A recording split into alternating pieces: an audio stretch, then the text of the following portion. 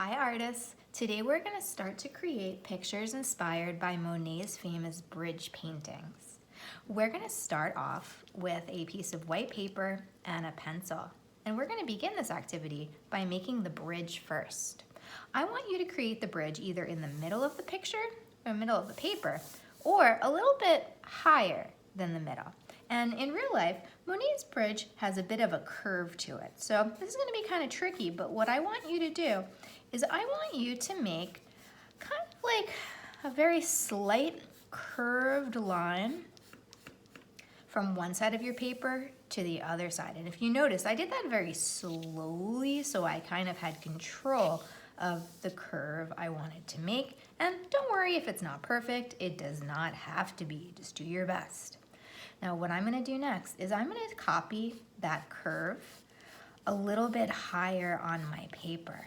I'm using a type of line right now called a feather line. I'm drawing really lightly. I'm kind of pretending that my pencil is a paintbrush. So I went from one side of my paper to the other side. And as you can see, these lines are not exactly equal. That's okay, it doesn't matter. We'll fix that later.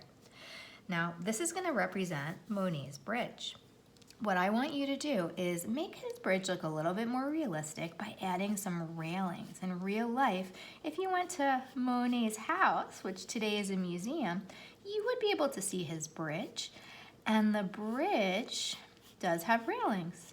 So you can add those railings on. I like to add vertical lines, and I'm going nice and slow so that I have control of the lines that I'm creating. Sometimes if you go fast, it looks like you go fast and it looks like you rushed, so just be really careful. Now in real life, if you want to take this a step further, in real life, Monet's bridge has a railing in the middle. This part is really tricky, but if you want to make his bridge look just like his in real life, feel free to add that middle railing in. Okay, I've got the bridge. Now I'm gonna need some color. For coloring supplies for this activity, you can choose between crayons if you have crayons at home, or if you happen to have oil pastels at home, oil pastels would be a perfect supply to use. So either one will be great. It's up to you which one you want to use. We're gonna need different shades of green. So if you have different shades of green in your crayon box, perfect. Maybe you have a light shade, maybe you have a medium shade, maybe you have a dark shade. We're gonna try to do some shadows for this project. So try to find different shades of green. So those are my different shades of green with my crayons. If you do happen to have oil pastels at home and you want to use oil pastels, you can find different shades of oil pastels green, but it just depends on what kind of set you own at home. Just do your best and work with what you got.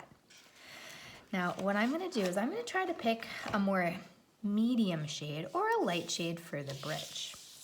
I'm gonna choose this color for my bridge. It's a slightly different color than my finished example, but I like that. I like kind of using different colors as I go, just so I could see the difference between two different colors. Give my artwork some variety.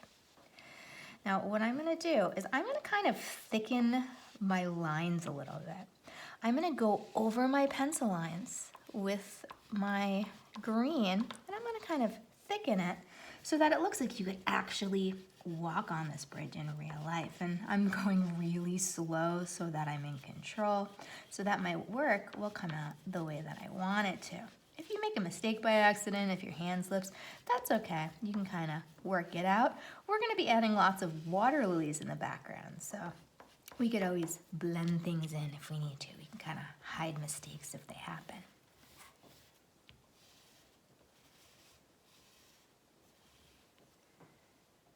Okay, now that I have outlined and I've kind of thickened up all my bridge lines with my art supply, with either my oil pastel or my crayon, whatever it is you choose to use, I'm gonna do something really tricky, and I'm gonna add some shadows.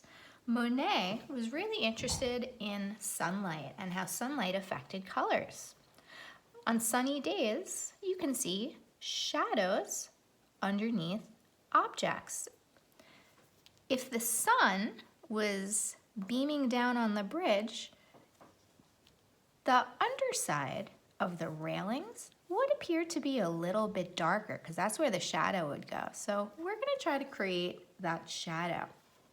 Pick a shade of green that's a little bit darker or a lot a bit darker, it's up to you.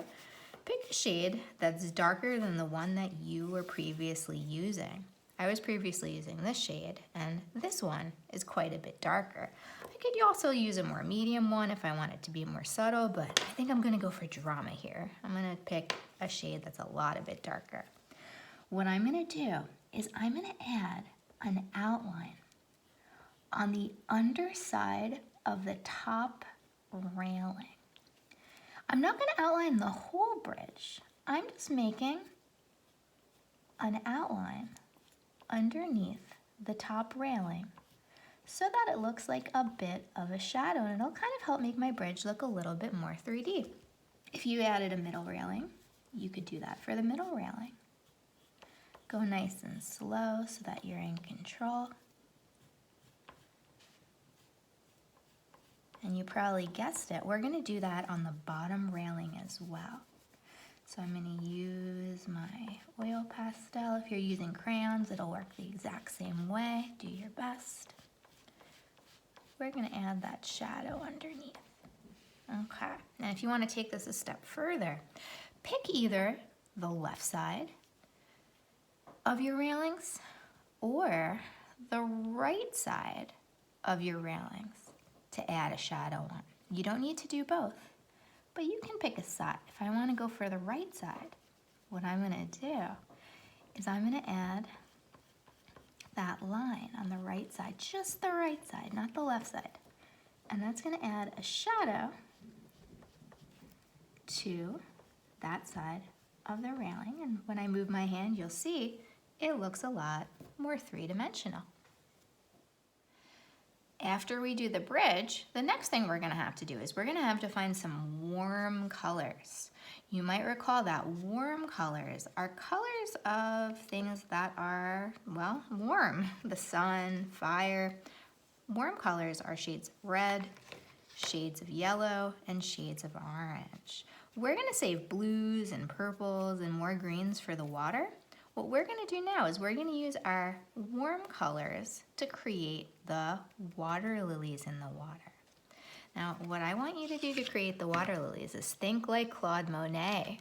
Claude Monet was an impressionist, which means a lot of times his pictures didn't look totally realistic. He used a series of dashes to create his pictures. So if Monet was here and we said, hey Monet, can you draw us a picture of a happy face?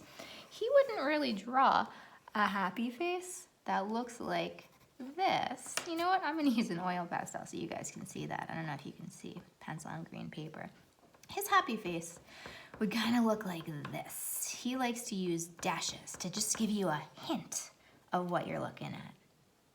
We're gonna do that with our water lilies. Instead of drawing a flower like we normally would, what I want you to do is I want you to create a series of U-shapes with different shades of warm colors.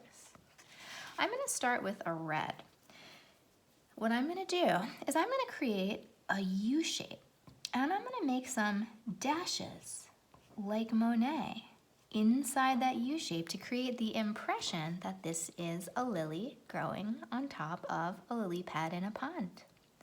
What I'm gonna do is I'm gonna make sure that my lilies above the bridge are kind of small because they would be far away, and things that are far away in real life appear to be smaller, and it looks really good if you don't have all the same color flowers. Your flowers can be different colors. I can have some yellow ones. I can even combine colors. It looks great if I blend. So I'm gonna do like a little orange one over here, but I don't want it to just be orange. I want to show a little bit of yellow in there too. So definitely blend your crayon colors or your oil pastel colors together. Do your best. And from close up, it looks kind of like a blob, but from far away, it really gives the impression that, yeah, you are looking at a lily. Feel free to also do lilies in between the railings. If this was real life, you would be able to see through the railings. So you can also add some lilies there. Maybe I want to do some that are cut off on the side, like you can only see part of it, didn't all fit in the frame. A lot of times artists do that to make their artwork look really interesting. Now, below the bridge, this part is closer to us. So as you get closer to the bottom of the paper, start to make your lilies slightly bigger. Definitely continue to combine colors. It looks great if you have more than one color in a lily flower. And I'm kind of drawing fast here, but you can take your time. Definitely do your best. I like to kind of leave a little bit of space in between my lilies too, because next time we're going to be adding the lily pads on, and we want to make sure that we give our lily pads enough room so that we have some lily pads, we have some water. You don't need to overdo it with the flowers. I would maybe do no more, let's see, if we're gonna cap it at a number, maybe like 15 flowers, 16, 17, maybe 15 to like 20. I feel like more than 20 is kind of too many flowers, but it all depends. It's whatever you think would look the best. Keep on going, and like I mentioned, the bottom of the paper is closest to you, so your flowers can be pretty big. And above the bridge, they should get very small. So kind of a gradual departure from large to medium to small.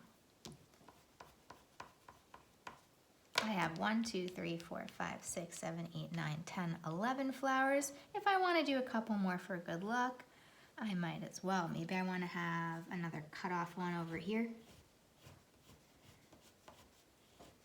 Do you have to do cut off ones? Of course not. It's totally your choice.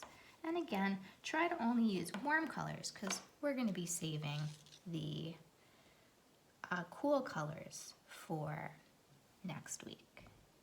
We're going to save the lily pads and the reflections in the water and the water itself for next week. I hope that you had fun creating this part of your water garden today, and I can't wait to see what you come up with.